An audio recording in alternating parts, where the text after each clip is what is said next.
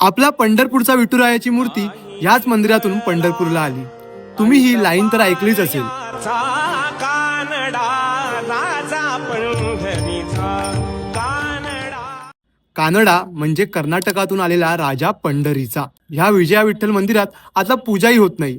हे हम्पीतील फार प्राचीन आणि सुंदर मंदिर आहे. याच मंदिरात आहे दगडी रथ. तुम्ही 50च्या नोटावर ते बघू शकता. सोबत म्युझिकल पिलरही याच मंदिरात आहेत. भारतात खूप प्राचीन सुंदर मंदिरं आहेत. त्यातली काही मंदिरं ह्या प्राचीन हम्पीत आहेत. प्रत्येक दगडावर देवी देवता तुम्हाला कोरलेले दिसतील. हम्पी इतकं प्राचीन आहे की रामायणातलं किष्किंधा म्हणून याला ओळखलं जातं. हनुमानाची भेट पहिल्यांदा प्रभू श्रीरामांची इथेच झाली. हनुमानाचं जन्मस्थान असलेलं अंजनेत्री तुम्हाला हम्पीतच पाहायला मिळेल. आणि एका दगडात कोरलेले भले मोठे गणपती बाप्पाही. सर्व काही आहे हम्पीत. इकडे होणारा सनसेट तर खूप जास्त सुंदर असतो. तुंगभद्रा नदीमध्ये होणारी कोरॅकल राईड तुम्हाला थ्रिलही करून देते. मग कसली वाट बघताय? मित्र सोबत येत नसतील, सोलो जायची भीती वाटते, तर मी आहे आणि काही अनोळखी चेहरे आपल्या सोबत असतील तर चला माझ्यासोबत हम्पी फिरायला नाही जगायला.